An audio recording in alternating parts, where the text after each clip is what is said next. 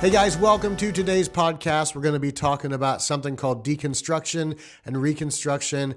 Before we get started, I just want to ask you, if you haven't already, give it a like, a share, and a subscribe. Let's get into it. Hey, welcome to Loud and Brave, and I am glad you're joining me today. We're going to be talking about something that's in the book that just came out pretty recently, my book called Becoming Loud and Brave. And I knew that this would probably come up at some point pretty soon because a lot of the book deals with this thing that has become known as, popularly described as deconstruction, as it pertains to someone's faith or what they believe. And so I got a message from Damien from Indiana. Thank you, Damien.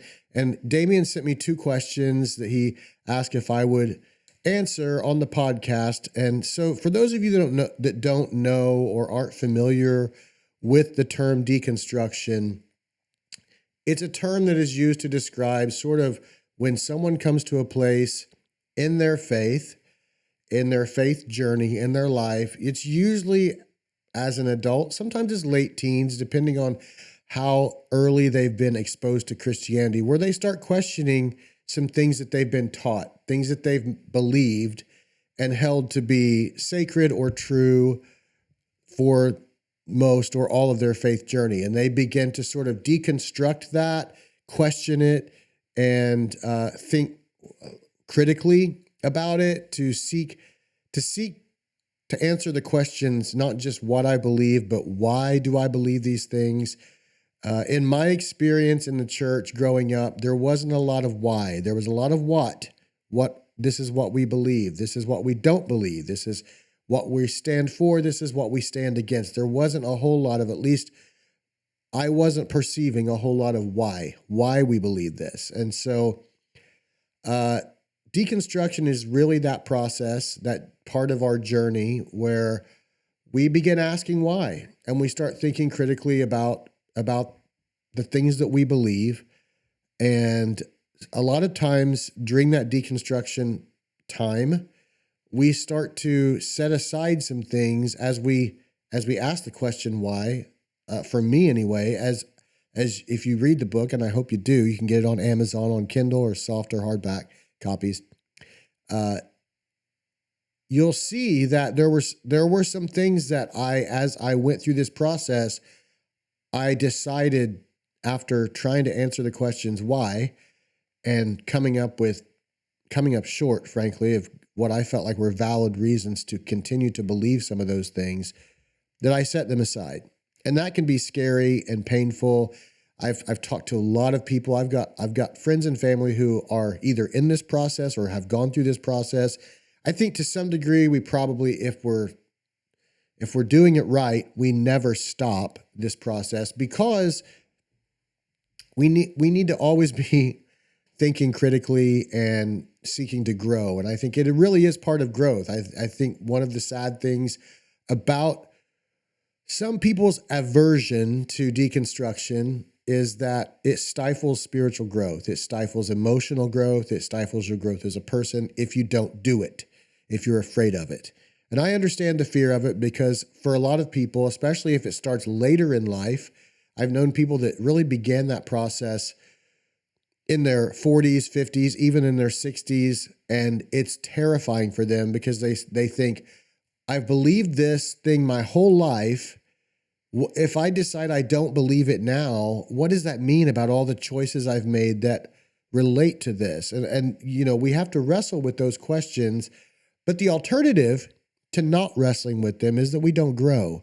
And even worse than that we potentially continue to believe and live for things that aren't true, believe things that aren't true, live for things that aren't true. So it's important, I believe, that it's part of our spiritual and emotional journey. It's part of who we should be as people. John Maxwell said that when we stop learning, we stop being able to lead. And I think part of what Jesus, as a follower of Jesus, what Jesus calls me to do is be someone in this world who leads others to him. If I'm not continuing to grow and learn, then I believe that I forfeit the honor of doing that, the honor of leading.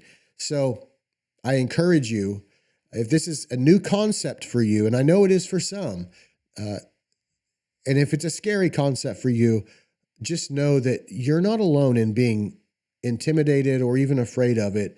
That's a really common reaction. So I describe a lot of my journey with deconstruction and what I call reconstruction of my faith in the book. I would love for you to read it. If you read it, send me your questions on it, and I'll do my best to answer them here. But Damien writes, he gave me two questions. And the first one was, how did you keep from losing your faith in deconstruction? How did you keep from losing your faith in deconstruction? And that's a really important question, I think, because I actually do know people who have walked away from their faith in the process of deconstruction. And that's something that I think is sad. I think it often comes in, at least from what I've observed, from intense trauma that's been inflicted upon them. And as they go through deconstruction, it just becomes overwhelming, and they sort of throw the baby out with the bathwater. And while I don't want that to be anyone's outcome, I wish that hadn't been the outcome for the people that I know that it's true of. And I pray that at some point they will reconstruct their faith. I also have empathy and compassion for them because I know that religious trauma and toxic Christianity is so damaging to people. And that is one of the outcomes of it, is very often people walk away from not just the church, but their faith altogether. And so it's something that I believe that Christians ought to speak frankly about. We ought to encourage people to ask the why questions and think critically about the things they believe. So how did you keep, he asks me, how did you keep from losing your faith? Well, first of all, I did lose my faith in some things, some things that I believed. I stopped believing some things that I once believed. So that is just full disclosure. There are some things, and I talk about this in the book, there are things that I believed growing up in the church that I no longer believe are true. I don't believe that they bear witness with the heart, the words, and the actions of Jesus. And I could go into a whole theological side note about why I believe Jesus is the visible expression of the invisible God, and he is the Word made flesh, and God manifest among us, and all those things. So but I'm not gonna spend time on this podcast doing that. I'm going to try to answer Damien's question. And I think there are three things that were very helpful for me. So one was my community, and my community wasn't big during this process. For me, this started, I would say, in my early 20s. Deconstruction for me, I didn't know what it was called then, but looking back, that's what it was. It started then, maybe actually in my late teens, maybe 19 is when I started just dipping my toe in the water and thinking critically about some things that I've been taught in the church. But my community, and specifically, I talk about this one guy in the book. His name is Van. He was one of my managers when I was working in the contemporary Christian music industry and signed to a label in Nashville, living in Nashville. Actually, my brother and I lived with Van in his big house in Hendersonville during this time. And I talk about in the book how I saw Jesus in Van. And I don't know if I hadn't had him right there, day in, day out, just consistently showing me the love of Jesus as I walked through really hard questions, wrestled with really hard things, was going through a terrible time, not just spiritually, but emotionally in my life. I don't know. I don't know that I wouldn't have completely abandoned and just set my faith aside, all of it. I didn't do that. And I think a large part of it is because I saw the truth of a lot of what I had been taught being lived out by this guy. He was and is just a great Christian guy. And I talk about in the book, how I believe that God used him to save my life, not just my physical life, but my spiritual life in a lot of ways. So I think you've got to have people in your life. I hope you have someone, at least one person in your life who you see Jesus in, who consistently you see the truth and the love of Jesus being displayed towards you, towards others in that person. For me, that was like, it was just an anchor that I could hold on to during that time when I was wrestling with really hard questions, thinking critically about things, whether I believed them or not. And he and I would have lots and lots of conversations surrounding these things. And sometimes I agreed with him and sometimes I didn't, but there was that back and forth, that iron sharpening iron thing that happens. And he would pray with me. He would speak hard truth to me. So a community. And when I say that, I mean people who love Jesus, who display Jesus, who give you room to ask those questions. He never shamed me or condemned me for asking those questions. And I think that's really important. So the right community.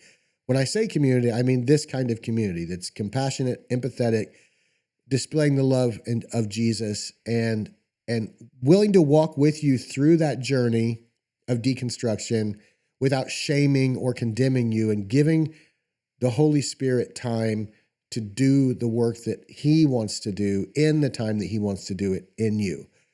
That for me was this guy named Van, and some other people too, but it was really mostly Van, at least during the time that I lived with him. So community. How did I keep from losing my faith? The first thing was community. I had the right people around me. They weren't always people who agreed with me, but they were right. They were the right people. The second thing was I was genuinely on a quest for truth. I wasn't trying to find loopholes to get away with doing things. I wasn't looking for a scapegoat. I wasn't trying to find some sloppy grace where I could just do whatever I wanted and have a justification for it. And so, that wasn't the motive. I think our motives matter for why we're engaging in deconstruction. For me, it was really a quest for truth. I wanted to know the truth. I wanted to live the truth. I didn't want to live for a lie. I didn't want to base my decisions and my life on things that weren't true. And I had by that time developed a real love for Scripture. And I didn't want to, because I loved Scripture and still do so much, I didn't want to believe things that weren't true about it.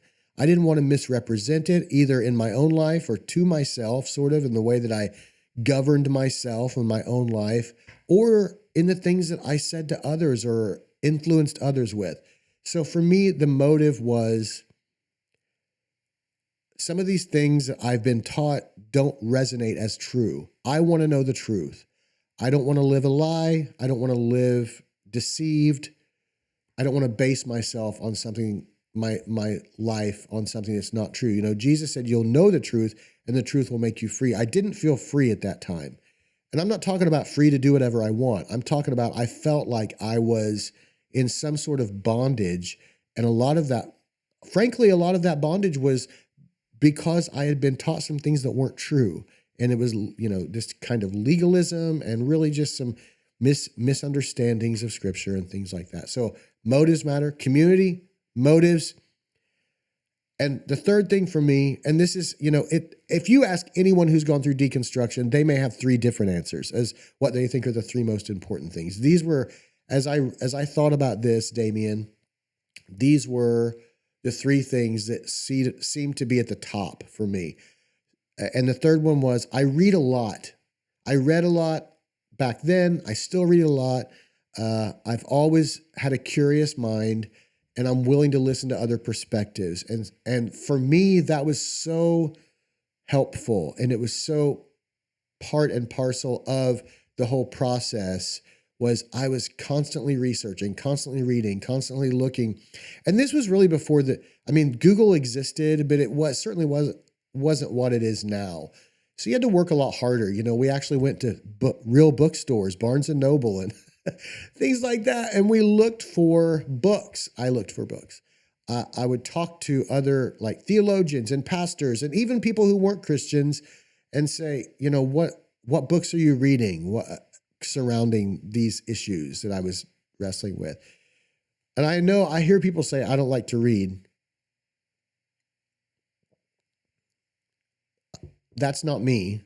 I'm not condemning anyone who doesn't like to read. There's a famous quote that I use a lot, I'll probably screw it up. So sort of paraphrase, and I apologize because I can't think of who said it, but it goes like this: the person who will not read has no advantage over the person who cannot read. And I think for me that there's a lot of truth in that resonates deeply with me. A lot of the people that I encounter that can't answer the why questions are people who don't read. They can read, but they won't read. They don't read. So I don't know what the answer is for people that say they don't want to read or they can't enjoy reading. I don't know how you learn. I mean, I know you learn from life experience, but I also think that reading is really a big part. It was for me anyway. And I don't know how you expose yourself to large amounts of big ideas, new ideas, if you're not willing to. And I do think that the more you do it, the more you like it. And so I encourage people that say, I don't like to read, to keep doing it. And hopefully they will experience a sort of developing love for it, or at least a like for it. So that's the answer to the first questions. How did you keep from losing your faith in your deconstruction? And I had the right community. I think I had the right motives. I was looking for truth, and I read a lot. I read a lot. So the second question is, how did you not get angry or bitter at the church during this period? Now, here's full disclosure. I did for quite some time. I was very angry. I felt like I'd been deceived and lied to, not purposefully all the time. I think that the people were sincere in what they were teaching me. They were just, as my pastor used to say, sincerely wrong. You can be sincere and be sincerely wrong. So I was angry and bitter.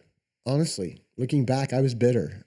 There was a time when there's a chapter in the book that I quote Gandhi and says, I like your Christians, I do not like I like your Christ, I do not like your Christians. They're so unlike your Christ. That was sort of me at that time, and I was angry and bitter at that time. If you would have asked me, I probably would have said I wasn't, but looking back, I clearly was. And so I didn't stay there, I think is the thing. And I think a lot of people that I have encountered, or no, maybe not a lot, but some people that I've encountered and know, they've stayed there. They've stayed in the angry, bitter place. That's not good for them. That if you stay there, that's not good for you. It really doesn't hurt the people you're angry at, mostly, or bitter at, mostly. It mostly hurts you. By the way, this is my Prince coffee cup, in case you can't see it. It says, "Dearly beloved, we are gathered here today for this thing called life." I love that. So I did get angry, but I didn't stay there. I did get bitter, but I didn't stay there. I think that's because I didn't stay in permanent deconstruction. I began to reconstruct my faith as well.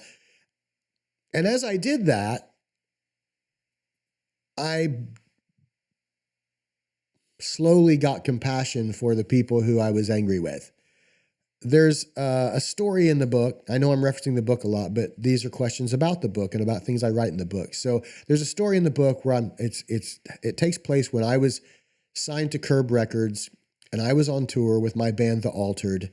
We were opening for a tooth and nail band called Plank Eye. Now, this was my first experience being around Christians who smoked in public. I knew some Christians who smoked in private, but none in public. They drank beer, which, I was raised in a church where that was a big old no-no.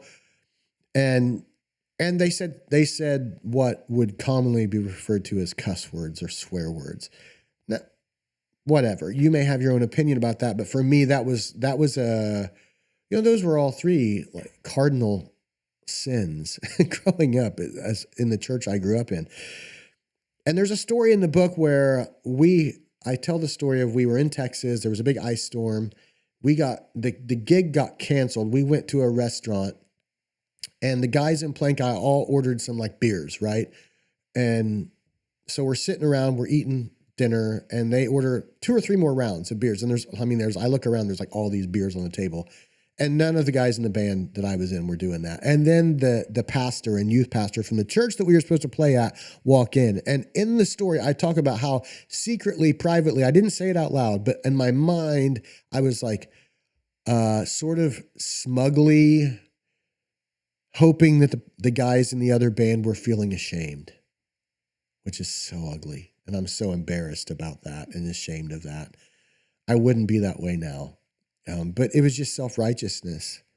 It was just a smug satisfaction in my own convictions, thinking that I was somehow morally better than them. And I was a young Christian and really still in deconstruction. And as I wrote that chapter, I was so embarrassed of it. And even talking about it makes me embarrassed. But I'm not that same person. And so, I'm not that same person as I was then. But I know that I was like that for a while. I was self-righteous and smug, and my prayer is always that I didn't do more damage to the cause of leading others to the love and grace of Christ than I did good during that period, because it's certainly easy to do a lot of damage when you're like I was. So in my reconstruction journey, I've had to face things like that. I still face things like that. I still remember things and have to acknowledge and own it. And it gives me compassion for people who are still there. And I remember that, I was that person. I was like that once, and I don't have the right to judge them or be self-righteous or now think that I'm morally better than them. And that's the thing that I think is also one of the dangers of deconstruction, if we don't reconstruct our faith in the right way, is that we do become the thing that we beheld and that we hate. If we're not careful, we become self-righteous in another way.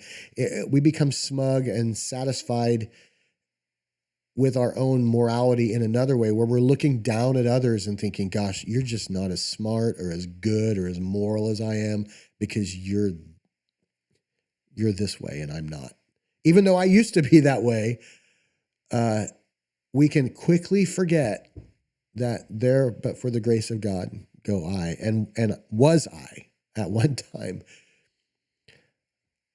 I write in the book, I don't really talk to the guys in Plain County anymore. I haven't talked to any of them for quite a few years. If they ever see this or read the book, I say I hope that they can forgive me. They weren't probably even aware, unless the look on my face said something, that I was thinking that. But I certainly was, and I'm so embarrassed. And I've asked for forgiveness. And guys, Scott, Eric, Adam, Louie, if you see this, I'm asking for your forgiveness, and this is how I'm making amends. I'm owning it, guys, and sorry for it. And that's part of reconstruction too, I think, is owning our part in it. That leads to humility, which hopefully leads us away from anger and bitterness. So Damien, thanks for the question. Guys, if you've got questions about the book or about my music or anything else, please send them to me. You can email me at charlie@charlieeash.com. charlie@charlieeash.com. I'd love to answer your questions on the podcast. Send me your questions or your thoughts, and yours could be the next one that I answer. I'll see you next time. Hey guys, thanks for joining me for today's podcast. Don't forget to subscribe, share, and give it a like if you like what I'm doing and you want your friends and family to see it. I love you. I'll see you soon. Have a great day and be brave.